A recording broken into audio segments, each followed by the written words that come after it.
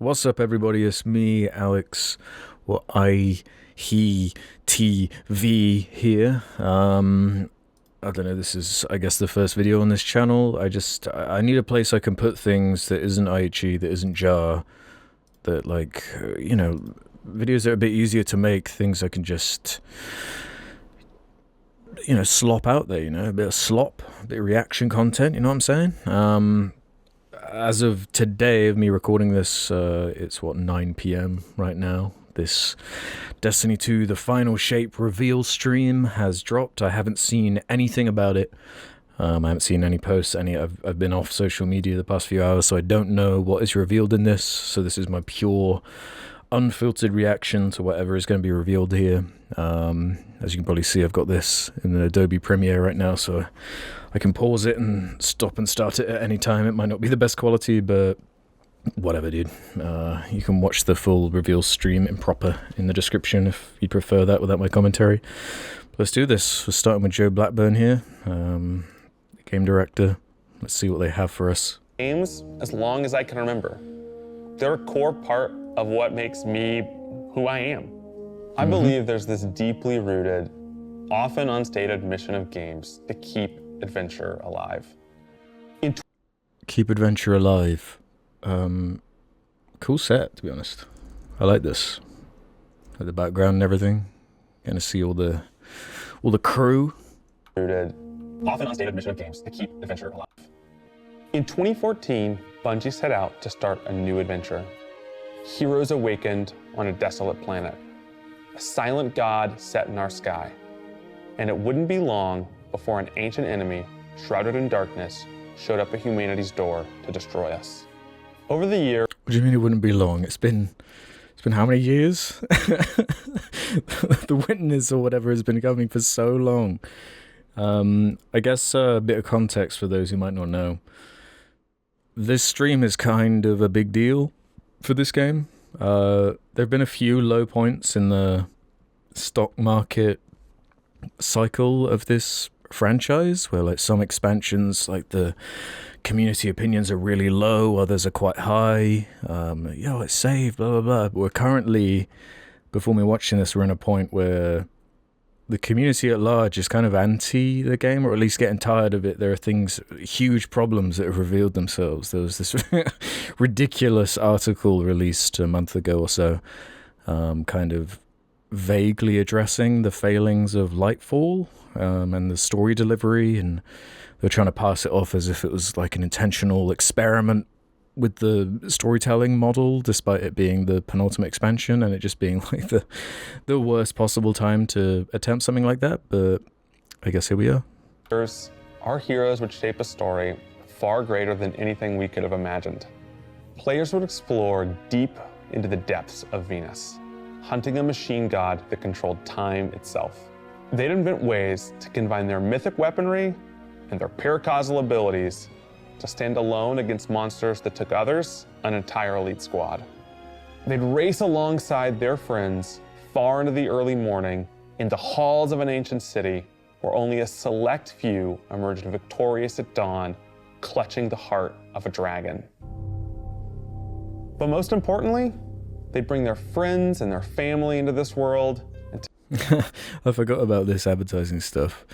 Man, there used to be a time where, like, when Bungie would drop content like this, I'd be so into it. I believe the hype, I believe the stuff they're saying. But man, when you've seen enough of these and you start, like, seeing through the PR speak and the buzzwords, like, it's hard not to be cynical. Together, meet new faces on this adventure who would become lifelong companions. Now, together, we approach the final shape. Finality is here. We're about to embark on the last expedition of Destiny's first saga. So let's be clear about the stakes.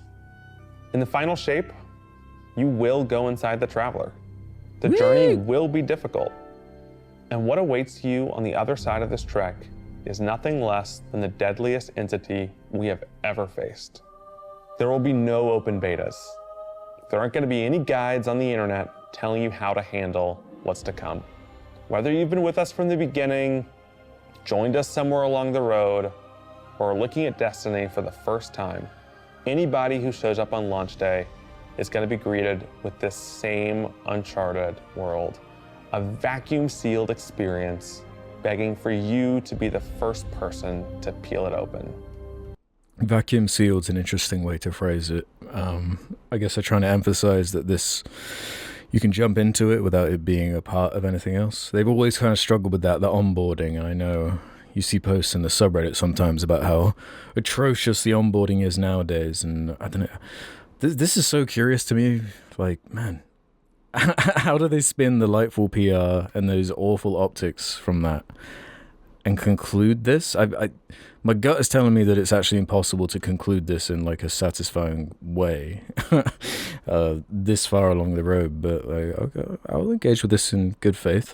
Props for him for actually being the face of this, and not the most flattering frame right now, but he released a video on Twitter recently, this like 15-minute no editing, just talking to the fan base thing, which was quite a nice breath of fresh air, and is really like a risky move to associate your face, your name with the brand. So yeah. So today is your invitation to go forth and adventure. Trailer time.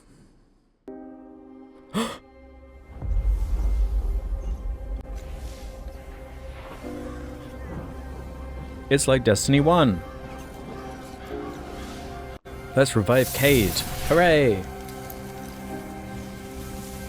After all these years, we never talked about it. Why I brought you back. Okay. Why you were chosen. I quite like those armor sets. They're pretty cool.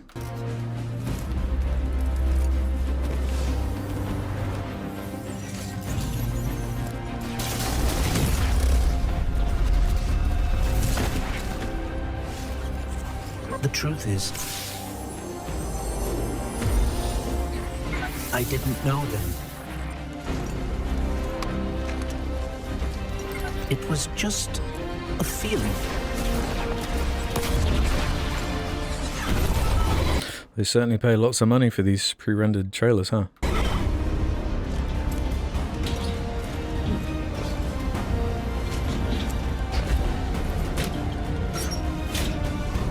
But I know now. After all we've seen,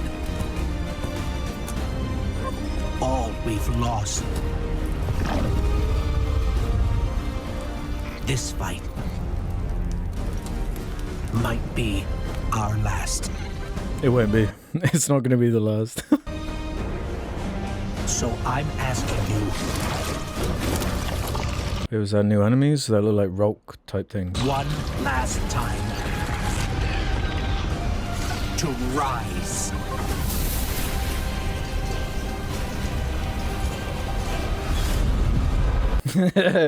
Megamind. Why'd they give him that unibrow?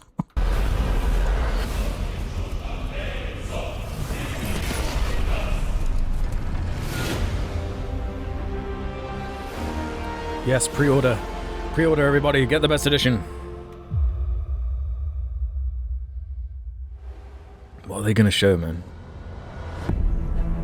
This is a momentous time in Destiny history. We've been building to this moment for the last 10 years. They've said that in every single one of these.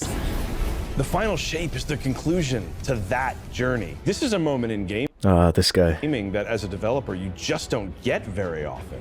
Guardians I know it's like advertising, but man, the way they talk about this stuff's so annoying. and allies are fighting the biggest threat that the universe has ever seen in this big culmination of the Light and Darkness saga. When we were thinking of what the final shape could be, it had to be a lot of different things. It needs to pay off this epic confrontation with the Witness that we've been setting up for years. It has to bring you closer to your allies in the Vanguard. It has to be this place that like makes you feel nostalgic for the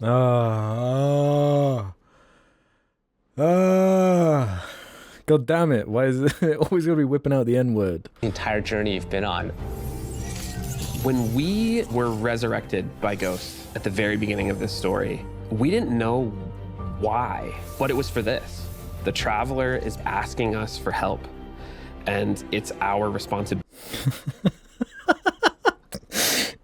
It wasn't for this. God damn it. At least try and hide how there was no plan for this. Ability to protect every living thing in the universe from what the Witness intends to do. When we first start the final shape, we are finally able to go through the portal that the Witness opened in the Traveler at the end of Lightfall. Inside is the pale heart of the Traveler. That is the stage for our showdown with the Witness. The Witness has the darkness. It has always had a connection to it. The pale heart of the Traveler is what it's trying to use to gain connection to the light. So with both, it can enact its final shape. The Witness looks around and sees a lack of purpose, no meaning. It wants to fix all that. So it's trying to put the universe into this frozen perfection where everything's just exactly how it thinks it's supposed to be. That is the final shape. Not even about a concept. It's actually kind of a cool motivation for a villain. It's quite existential. Again, though, like with everything in this universe, like the way we've got here, the how we've got here is so badly told that the delivery is just such a mess. If we're going to defeat the Witness, it's going to take everyone. Failure is not an option. We're going to need the Vanguard, all of our allies, and all the Guardians to rally together and be brave in the face of Oblivion. In the final shape, we're going to answer questions at the grandest scale. But what I find really interesting is that it's also a very personal journey. I'm sorry, but I don't believe you. Where we deepen our relationships with these characters that we've known for so long. Zavala, Ikora, our ghost, get to reconnect with Kade 6. So, like, while there's this great conflict and everything going on around us and stakes of just unimaginable heights, it's still at the end a story told around campfires by a bunch of companions who have been fighting together for hundreds of years.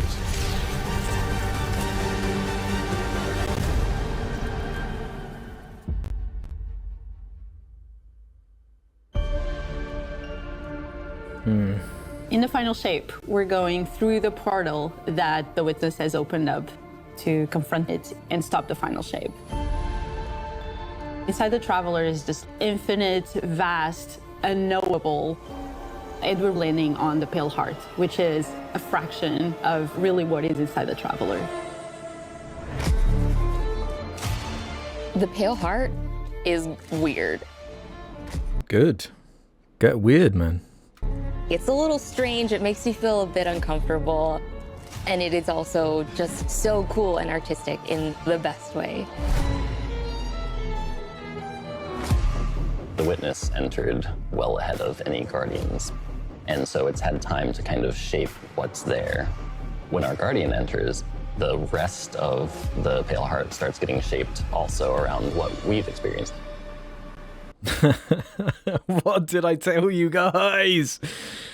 I knew they would do this. I knew they would do it. It's not inherently bad to reuse a bunch of stuff, but man.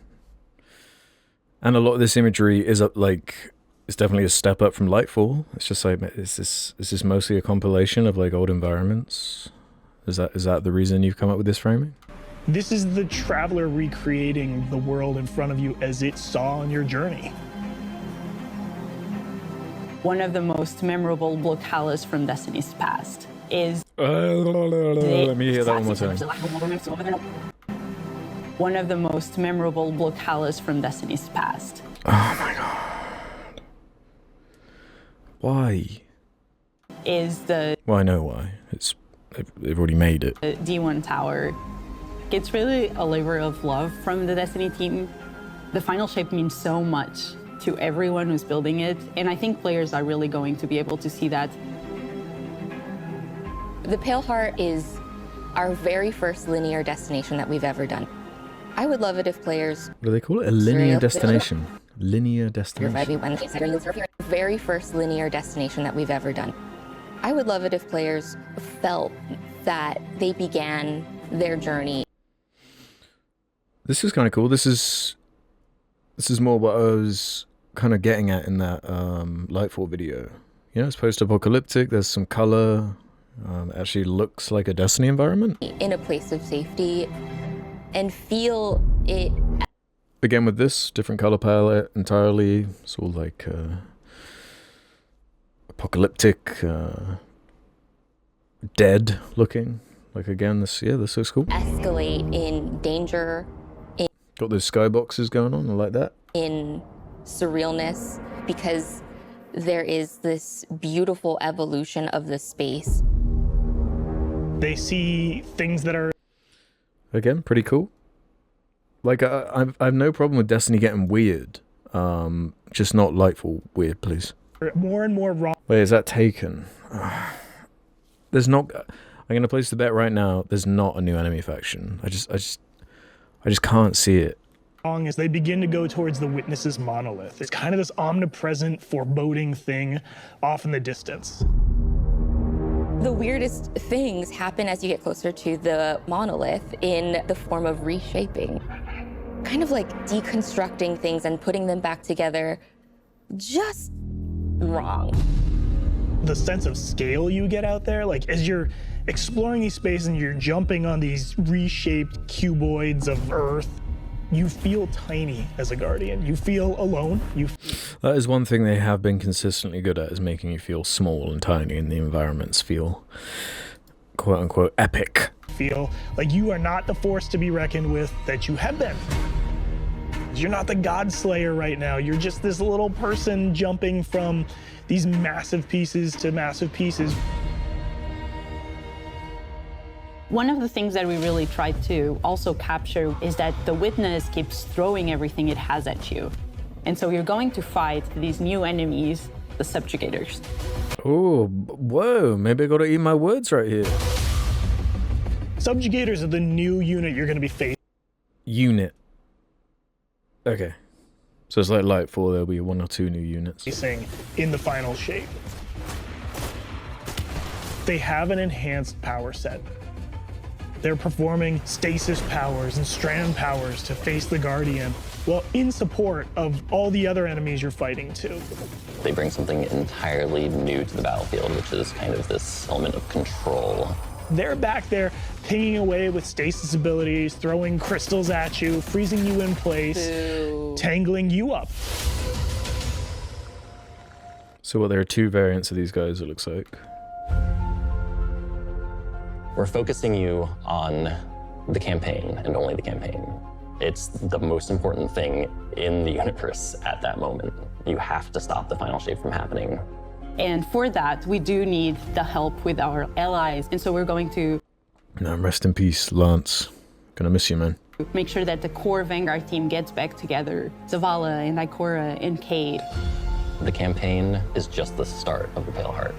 After you've reached the monolith and finished the campaign, we open up the entire destination, and so the entire Pale Heart is going to react to you and what you are doing.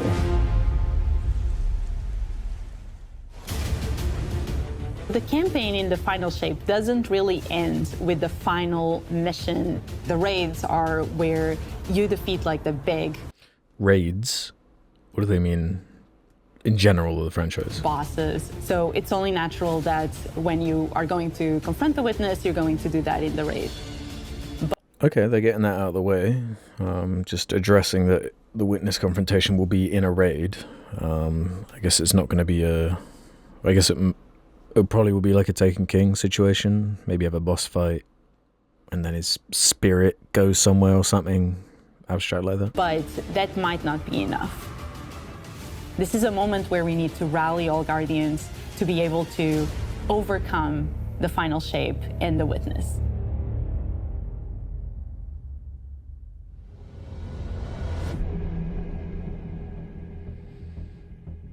New subclass? In the final shape, we are inside the Traveler, very close to this energy. This allows us to have new supers, Arc, Solar, Void. We want to create something that turns you into an offensive powerhouse, but also can benefit your allies in a support capacity. There is this thread of team play and like working with your friends to overcome the odds.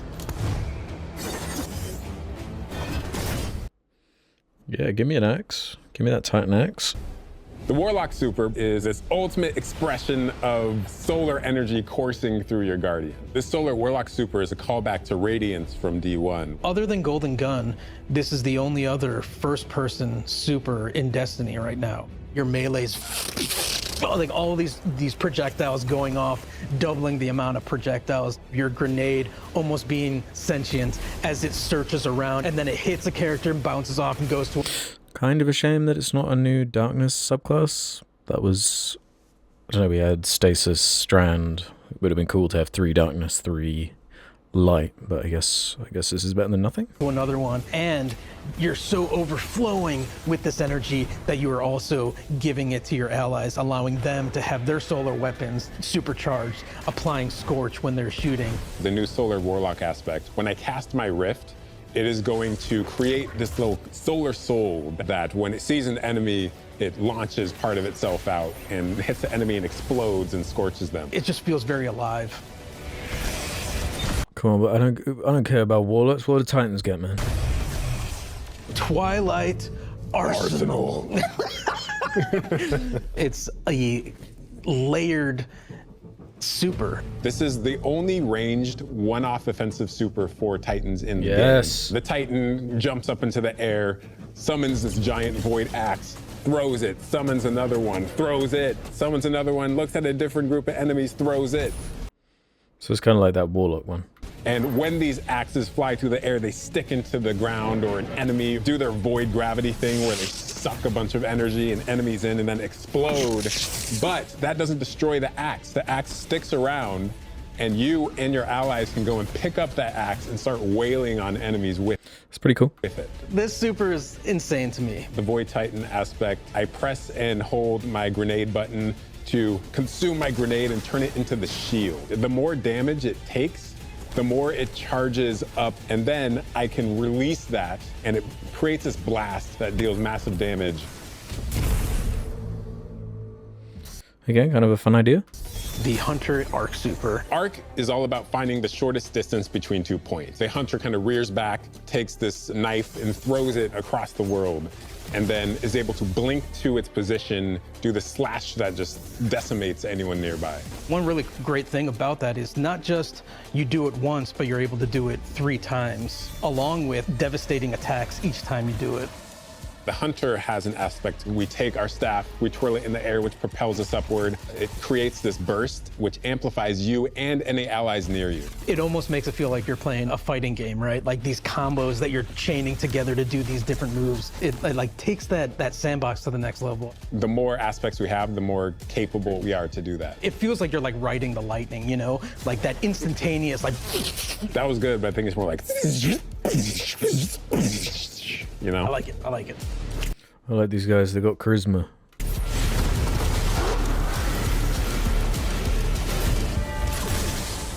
Weapons team has been working on all sorts of goodness. We've got exotics, we've got legendaries, we've got perks. We're always cooking up stuff. We're always playing with stuff that we think is like really interesting or taking inspiration. We have Tessellation, which is this exotic pyramid fusion rifle. It has Annual pass pre-order. Yippee! A little bit concerned of how little they've shown of this like new area. I don't know.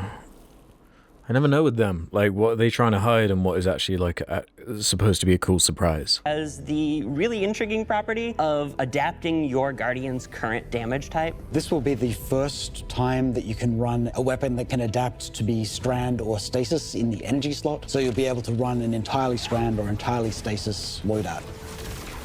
Tessellation has the additional property that you can special reload to reshape your grenade and suck it into the weapon. And then fire out a super destructive single projectile. That's cool, I like the animation there. Fire out a super destructive single projectile. It's a really special weapon. What's the one specific exotic that I can make that's like really zany that you would like right now? What if golden gun was a sniper rifle. What if you could harness the might of the Traveler? You know, we had a moment where we saw that Traveler beam cutscene. I know people on Weapons went, I kind of want that. You're like, that is incredibly dope. So we've got this opportunity to bring back these iconic Destiny 1 weapons, but... God damn it!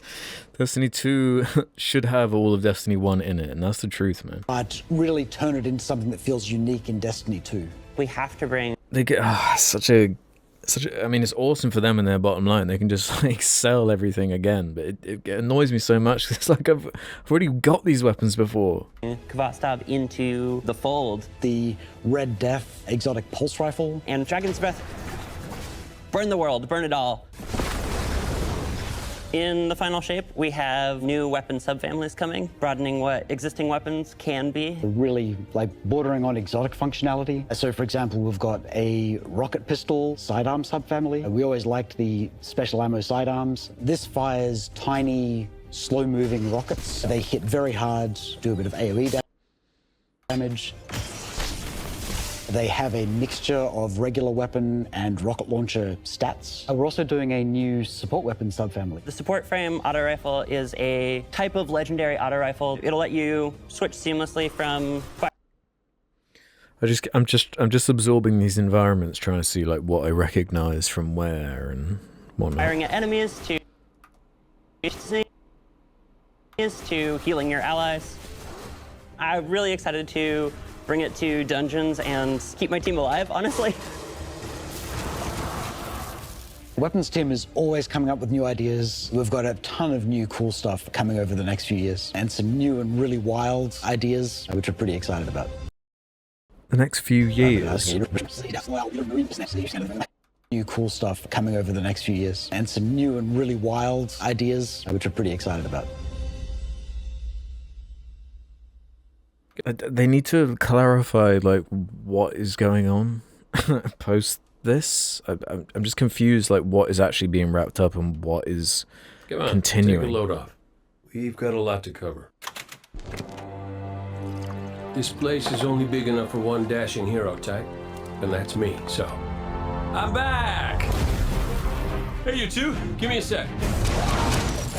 I was magnificent. This is great. Anyone want a hug? Get your rock off my map. Worst case scenario, you die. But who knows? Maybe you won't.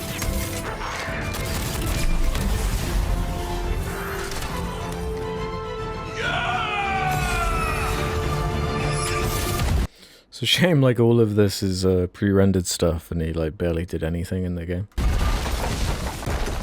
Well, better get back to it.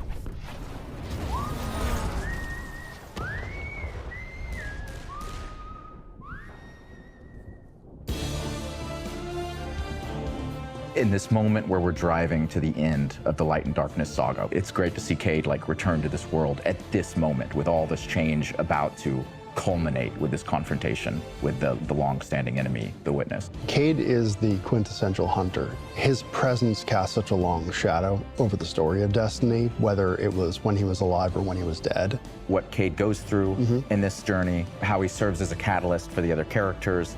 See, I don't even know what this cutscene is even referencing. Was it like a seasonal thing? Like, so hard to keep track. The events that are uncovered to have brought him back, this is how the story had to end. There was no end to the Light and Darkness saga that didn't have Kade here alongside his friends to finish the job. Once we started digging into the nature of the Pale Heart, I think that crystallized Kade's role as a guide. Kade is Virgil, and he's our guide through this. Hello? Where's Nimbus? If there's no mention of Nimbus, I'm gonna be pissed. Other place. Kade is the one who is the most appropriate person to be the guide, because that's his job. That's always been his job. It just feels so natural for Nathan to be back in the booth. It felt amazing to just see him slip back into the role, like, without missing a beat. Right, instantly. In the flesh, or metal, as it were. Kade's the glue that's always held Zavala and Ikora together. Having him back puts them in a position of questioning where they've been and what they've done without him. You think about the journey that Zavala's been on and how he's been taken down this dark path, and you think about the weight that's been on Ikora having to hold the Vanguard together, having Kade's voice of levity and brightness that he brings to that group, that I think is going to be great for them. Well, at least we have each other. We want people to take away that sense of reunion and that idea of like the gang being back together for this moment. Man, they see this stuff in quite a different way to how it was actually presented. Like these guys, I don't know if you can really say like Zavala or Ikora were really characters until Destiny 2. They did like little drops here and there in that first game, but it was so thin. I just, man, the way they're talking about this is if it's like a narrative with as expansive as like an Uncharted game or something, you know? Like it just doesn't. I know, again, it's just PR marketing, but I'm here now. Wherever the hell here is.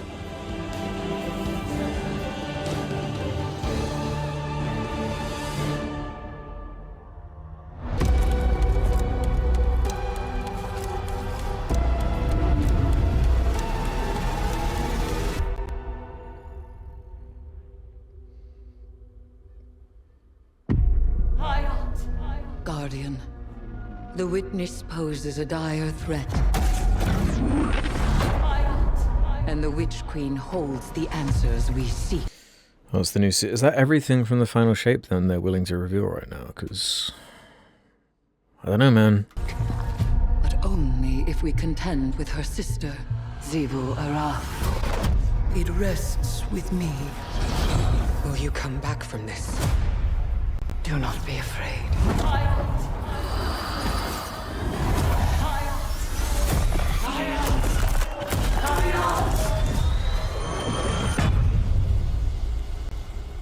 Bring me your tithes. What the? You now wield hive magic and have entwined it with your light. Assault the Spire, Guardian, and open the way to our tithes.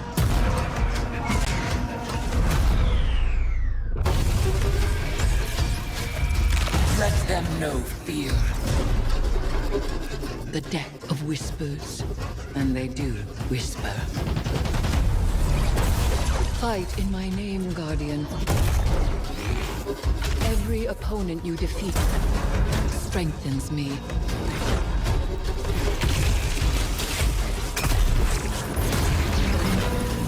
My appetite rises for your brutal tribute.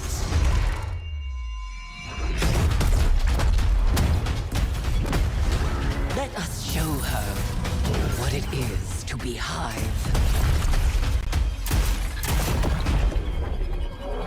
You have found the horn of battle! You are deserving of the greatest death I can bestow.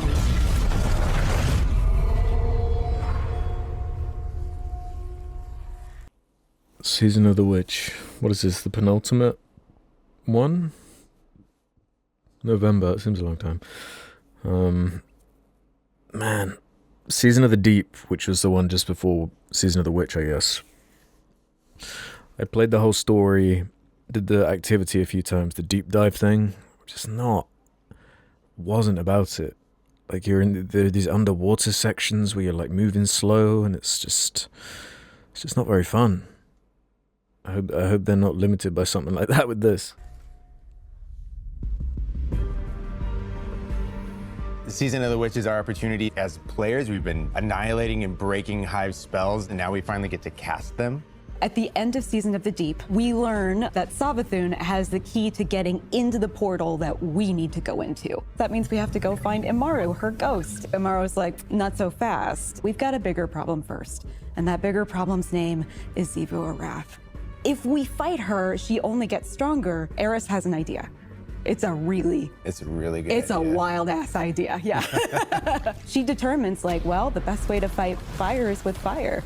We are channeling all of that energy that we're creating by going through, by eliminating enemies, and we're tithing to our friend Eris. Bring me your tithes.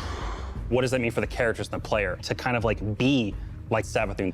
And that's where we went down the path of having Hive Eris. We wanted to extend that magical fantasy into the player then. That ability to have overwhelming magical power, that risk and reward into all of our activities and systems experiences. And so that's what led us to come up with things like Deck of Whispers. It's this magical deck of cards that creates amazing synergies with your build. Was it like a roguelike type thing? I mean, they should have added that, honestly, years ago. Craft meta and with buffs and the activities. They can then choose these cards at will, whichever ones they want, and then that really leans into the build crafting. You actually are getting cards that you can then use to place on the battlefield and change the way you play. I'm such a sucker for deck building. Like, being able to like bring that element into Destiny gameplay has just been like, oh, chess. Yeah, it's really super fun. Well, let's see. Dealing damage has a chance to drop orbs of power. I guess it's an okay idea, but it's hard to get too attached because you know in a season it will just be gone probably.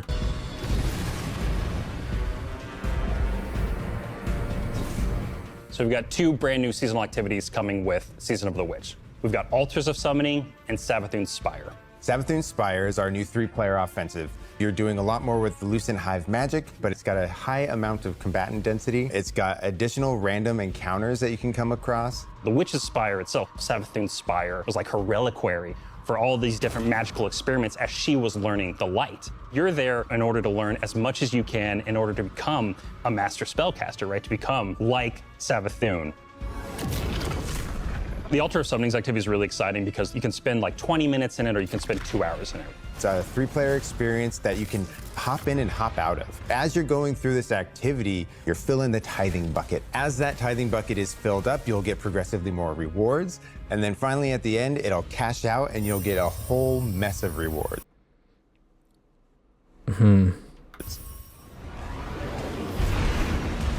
We really wanted to make sure that there was a home for any exotic mission content coming in seasons after the year has passed. And so we developed what we're calling the Exotic Mission Rotator. Right. I'm glad they're bringing the exotic missions back, but it's like, again, I've like already paid for a bunch of this stuff. Like, why is it just not available? It's got to be on a rotator. Nothing can be in your control in this game. Away, we're getting Presage, Vox Obscura, and Operation Seraph Shield. This is some of the most fun content the team has making. It's some of the content the fans. More missions coming in 2024. Fans and players of Destiny love the most. The most exciting thing, outside of just the missions themselves, is that every time we put a mission inside of that rotator, the exotic that comes alongside of it will become craftable.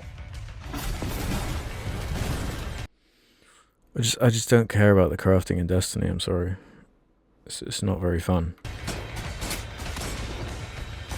With Season of the Witch, we have a brand new Vex lo-fi PvP map coming. It's really exciting. It's got a PvP map? What the? For real? A bunch of really tight gameplay experiences. We wanted to make sure that we focused the combat a little bit more. With the new Vex network map, we really wanted to make sure we hit is like, hey, you're shoulder to shoulder more often. There's not as much deep sight lines that you're interacting with. And a lot of the flow of the map is actually built around this like kind of central pillar of the Vex network that you're orienting around. And there's also some modes coming too, right? We've got a new PvP game mode coming that's all about relics. It's about multiple relics, so it's not just one like the Scorch game mode from the past. So we've got the shield coming from Vault of Glass, we've got the spear back from Season of the Risen. And we've got the scythe from Season of the Haunted.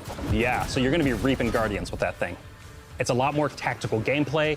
It's all about running around the map, claiming these relic dispensers, and then grabbing them in order to push for victory. I will take what I need. The words in my throat are the weapon in my fist. We were feeling pretty Hivey this season, obviously. There's something in the air. And so when thinking about like, what's a good raid reprisal that would really suit this very Hivey season, there's only one answer.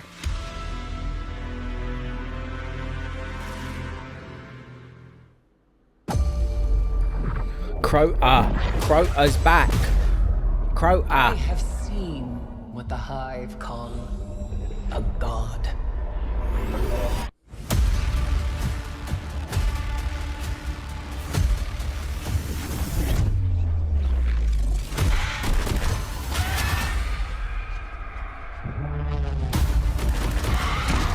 God, I played this raid so much back in the day.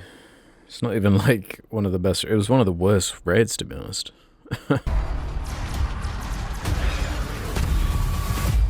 Like it was like completely broken. So I hope they fixed it. Only a true weapon of the light can stop his wrath.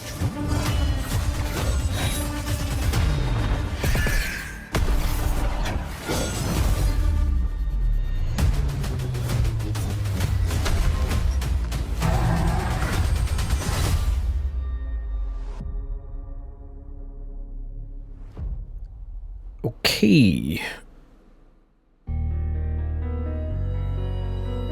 United we rise. Heading into the final shape, we really want to rally all Guardians at the end of the Light and Darkness saga. We want to reduce those power barriers, as well as catch people up on key story beats and make sure that they have a really great and easy time connecting with other players.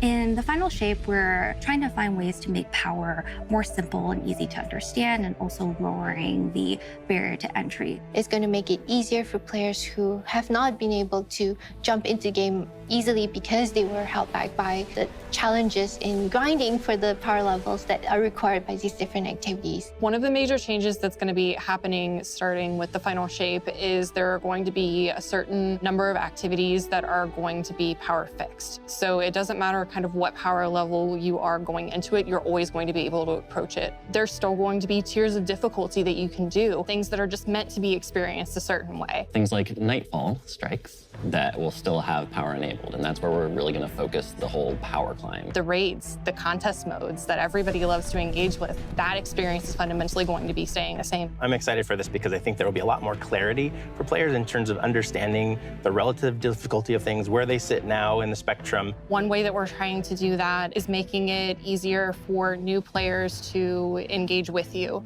So we're introducing something that we're calling Fire Team Power. You can actually bring your friends along to play any dungeons and raids in the game without having to wait them to be at a certain power level. Probably a good idea. I can never get anyone into this game because I just know, even starting to recommend it to someone, the amount of grinding they got to do to even get to the good stuff, the remotely good content. It's just such an ask that this is actually kind of a good idea to me. The person with the highest power in your fire team is actually going to bring all the others close to their power level, which means that there's no barriers really for any other Guardian to join you in this high-level content. When it's combined with Fireteam Finder, it also allows you to find strangers, people you've never played with before, and have that same experience. That's all regardless of the Fireteam Finder, is LFG coming, finally? Power level of you and the rest of the people in your fire team. Fireteam Finder is the new feature that's coming in Season 23, aimed at helping what? connect and find other people to complete the best. So it is LFG. Good.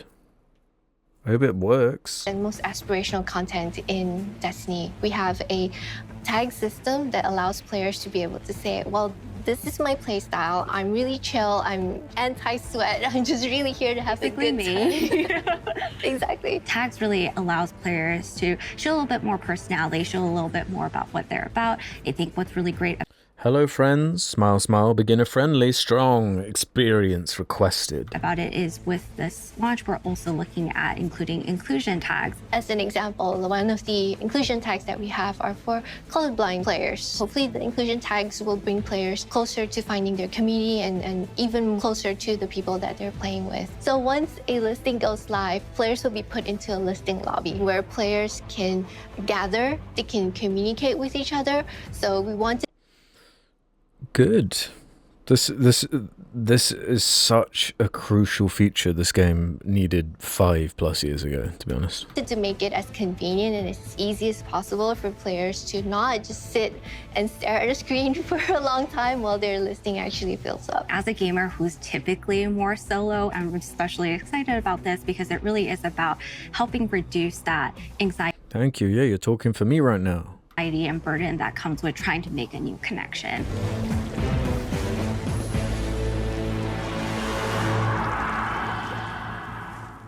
The feature coming out today that I'm incredibly excited about is Timeline Reflections.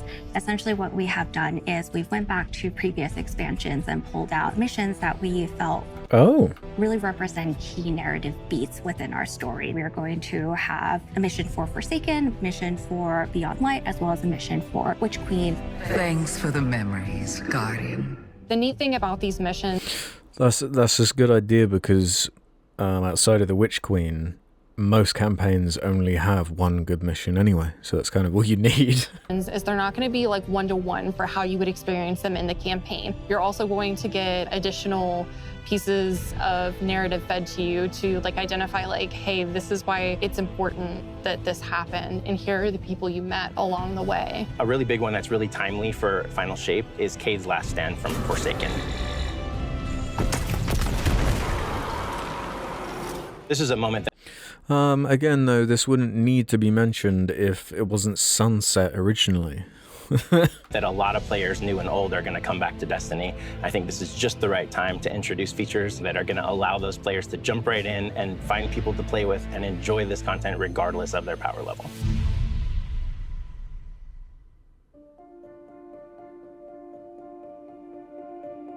We're reaching the end of this 10-year journey. What comes next?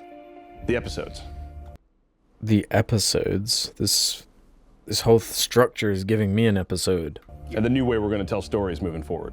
What's really important about episodes is that it's a really big shakeup to what we've been doing. Instead of providing 4 seasons a year, you are going to get 3 larger episodes. And so the first 3 episodes in this coming year are called Echoes, Revenant, and Heresy. It's coming right after the Final Shape. And the theme for the year is going to be all about the consequences and aftermath of the Final Shape. I think what's really the cornerstone of the episode... So, well, that's a Scorn... Can't tell what that is. A Vex thing? And a Hive thing. Man. They're really stretching this. The model that we're building is the 3-act structure. The acts act as these anchors for us to introduce new weapons, new artifact mods, new activities. There's going to be new missions coming around the core. There'll be new story moments in every single one of these acts. We're actually providing more cinematic styled experiences throughout the Final Shape year and the episodes with it than any of the seasons we've ever developed before. These new... Not a high bar, to be real. Like, so, there's really not that much storytelling in a seasonal thing. Like, there really isn't. New stories are actually playable as standalone. Like, each episode is something you can experience, whether you've been playing Destiny for 10 years or this is your first one. You're going to be able to basically enjoy them in any order you want to. I think the opportunity with this big epic moment is that we get to innovate the game. We get to move the game forward. It's all about... That nodding was funny. Yep. We get to move the game forward. It's all about change. Hey, nod for a few seconds so I can edit that in. Oh, yeah. We get to move the game forward. It's all about change frequently. It's all about deeper story moments. It's all about more weapons, more loot, more often. And it really provides the team with more. A platform to go much deeper into the themes and fantasies and story of any individual episode as compared to the seasons you know of today. I'm so excited to see what the narrative team can do with this kind of new platform of storytelling. Episodes provides this awesome foundation for the future of Destiny. We're moving into the next stage of Destiny. Yeah, these 3 images are really getting me hyped. Destiny 2. I think some people look at the Final Shape and they think Destiny 2 is coming to the end. And in many ways, it's the opposite. We're leaning in. We're putting the pedal to the metal. Episodes No, you're not. You're lying. Provide us a new, innovative way for players to engage with Destiny 2 throughout the year. That gives us a way to continue the game on, selling a bunch of expansions and more microtransactions and Eververse store goodies. What makes a guardian a guardian? Devotion, bravery, sacrifice. We know that we were chosen for a reason, by something greater than ourselves. Guardian. Guardian? Eyes up, Guardian. Shaped by the fires of each new battle, we are forged and sharpened into what we must become for the fight ahead. We are the final line that halts the second collapse. All of us. Every Titan. Every Warlock. Every Hunter. What is it the Guardians say? Devotion inspires bravery. Bravery inspires sacrifice. Sacrifice leads to death. That was Bill Nye. The line between light and dark is so very thin. Let's cross it together.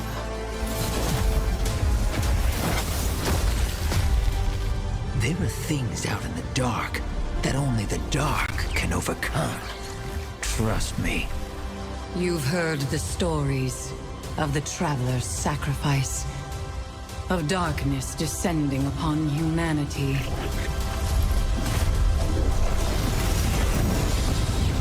Our purpose is its end.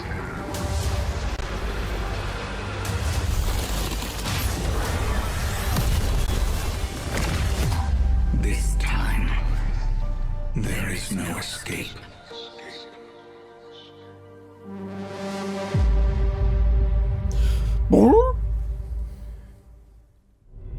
It's going to be an exciting year for Guardians. We get to make good on a promise that we made way back in 2014. There was classic rock blasting, a fire team racing across our solar system. This isn't the game though, this is all Activision advertising. And at the end, a simple message. Become legend. Today, you got a glimpse at how we'll be cementing your legend in this upcoming year. We're going to be heading inside the Traveler, experiencing a destination unlike anything we've ever built before. We'll face the biggest bad we've ever made, and we'll do this all alongside a streamlined progression system, allowing us to easily play with friends in any content in the game.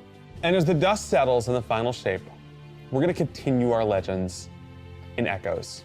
It's Destiny's first episode in a new phase of storytelling for Guardians with brand new conflicts born from the resolution of the Light and Darkness saga. These first episodes are just the beginning. God, they've been saying it's just the beginning for a decade.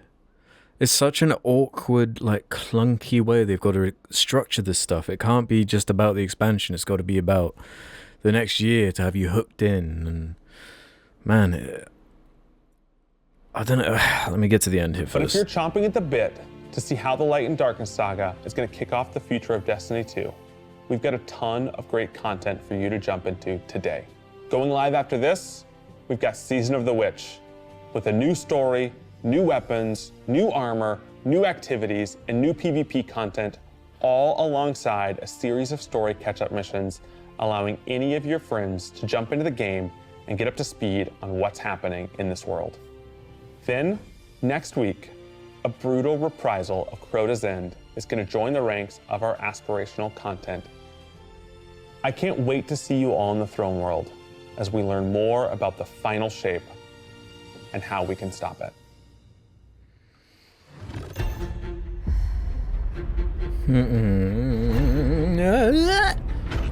Okay.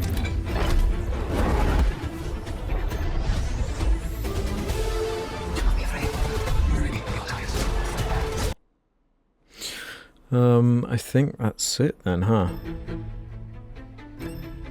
Yeah. Collector's edition. Oh, hell yeah. Oh, yes.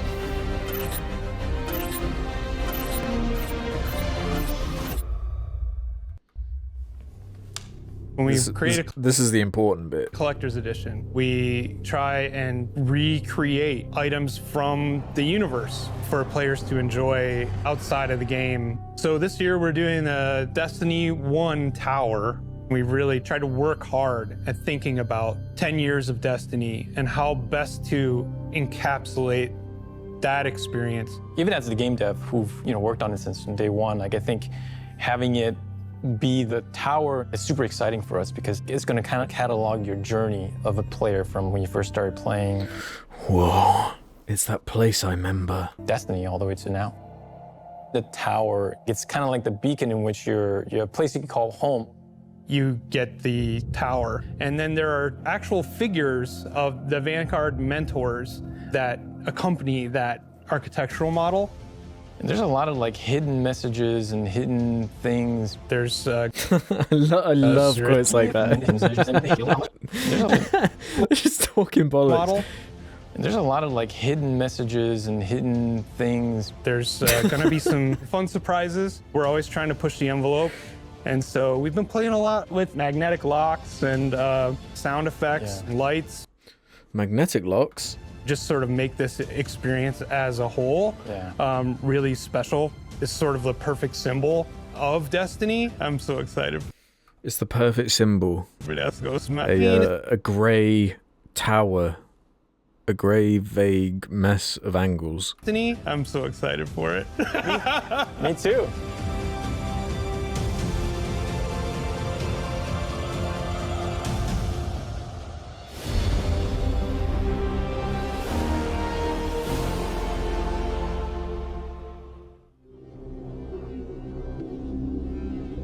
Man, it's sneaking in that Destiny 1 music to try and play with on your nostalgia strings. This is a particularly good track though, to be fair. Wow. Okay, I guess. Oh my god. Okay. Wow. God, where to start with that? Wow. I don't know, man. I don't know if I'm just jaded at this point. I'm definitely jaded. I'm not gonna pretend on that one. I don't know. This seems a little bit nervy, a bit nervous. I don't know what they're talking about. They're so vague with the way they talk about this. Like that Starfield reveal from a month or two ago. That like full, it's like half an hour, maybe longer. Just detailing all this stuff, all these systems. And yeah, I don't want everything to be spoiled, but also at the same time, it's like, well, you could show a little bit more. You know, I feel like you kind of got to prove yourself after the Lightfall debacle. Like, how many missions are we talking about? When you say this is like a linear space, what does that mean exactly? Like, what are you talking about? How does like the new subclass thing, like how does that work in? Does it just mean like each subclass is getting a new super, an aspect? Is that what it means? I guess so. I guess there's not a new enemy faction. There's a couple new enemy types, it looks like. Yeah, the environments are better. The art is better. I just don't. I don't know. I'm not feeling great about this, to be honest. I don't know. This is just my initial thoughts, though. I'm sure there'll be more information that comes out as the months go on. I guess I'll try whatever this season is. It's not that exciting to me from what it looks like. It's like, man, the content reuse is like so egregious to a point where I'm pretty checked out outside of the most obvious story content or major expansions. So I'll play the story of the seasons, but that's kind of all I'll do. I won't go much deeper. Yeah, I don't know. Am I too jaded? Let me know in the comments your thoughts on this reveal. If they've redeemed themselves. I genuinely don't know how people are reacting to this, if they feel like it was an under or over delivery. Oh, sorry, yeah, you're not supposed to say over delivery in this company, are you? Yeah, man. I don't know. Yeah, let me know what you think in the comments. See you later. Bye.